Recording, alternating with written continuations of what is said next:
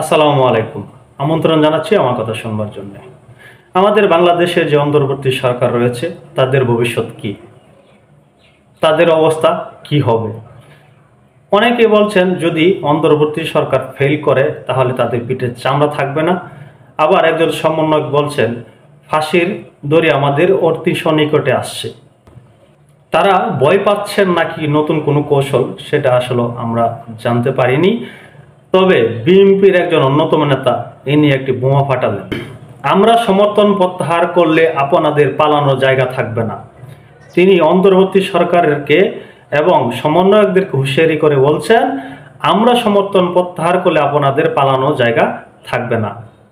এই খবরটিতে আরও বলা হয়েছে, বিএনপির চেয়ারপারসনের উপদেষ্টা ও চাঁপাইনবাবগঞ্জ ৩ আসনের সাবেক সংসদ সদস্য হারুন রশিদ বলেছেন, আপনাদের উপদেষ্টা পরিষদের নিয়োগ নিয়ে চারিদিকে ব্যাপক আলোচনা হচ্ছে। আমরা আশা করি উপদেষ্টা পরিষদে বাংলাদেশের কৃতিবান পুরুষ ও মহিলাদের যাচাই করে নিয়োগ দেবেন।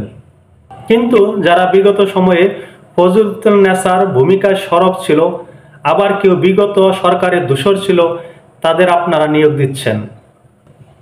এটা নিয়ে জনগণের ভেতরে অসন্তোষ বৃদ্ধি পাচ্ছে। আমরা জাতীয়তাবাদী শক্তি যদি সমর্থন কেড়ে নেই তাহলে পালানো জায়গা আপনাদের থাকবে না।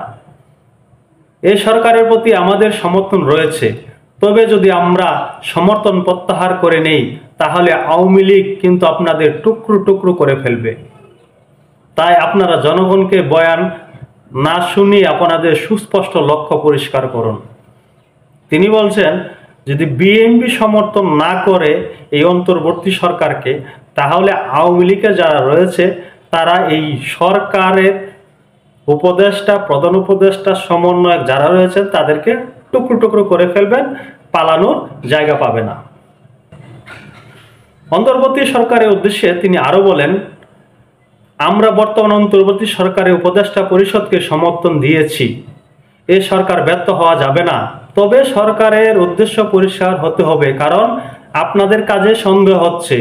আপনারা যদি অন্য কোনো এজেন্ডা বা উদ্দেশ্য নিয়ে পথ চলতে চান তাহলে এদেশের জাতীয়তাবাদী শক্তি তা কখনো মেনে নেবে না। তিনি আবার এখানে বলছেন, বিএনপির যে নেতারা বলছেন কথাগুলা, তাতে প্রতিটি কথাতে রহস্য।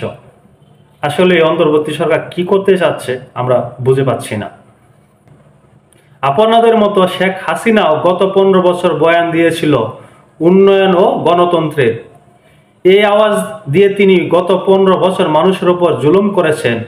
আর আপনাদের আজকে নতুন স্লোগান তুলেছেন, আগে সংস্কার নাকি নির্বাচন, সংস্কার নাকি নির্বাচন। একথা বলে নির্বাচনকে দূরে সরানো যাবে না। একটি নির্বাচিত শক্তিশালী সরকার ছাড়া দেশের সংকটের সমাধান হবে না। সুতরাং সংস্কারের পাশাপাশি নির্বাচনের রোডম্যাপ দিতে হবে। আমরা ডিসেম্বর পর্যন্ত অপেক্ষা করছি, সংস্কার কমিশনের রিপোর্ট দেবে। সেই রিপোর্ট অনুযায়ী জনপ্রতিনিধিরা সংস্কার কার্যক্রমগুলো পার্লামেন্টের মাধ্যমে কার্যকর করবে। বিএনপির কথা এনে সুস্পষ্ট, কোনো ছলচাতুরি কাজ হবে না। নির্বাচনের রোডম্যাপ দিতে হবে, অতি শীঘ্র নির্বাচন দিতে হবে। তারা বলছেন ডিসেম্বরের পরে তারা আর অপেক্ষায় থাকবে না। এটা নভেম্বর মাস, সামনে ডিসেম্বর মাস, দেখা যাক ডিসেম্বরের পরে কি হয়।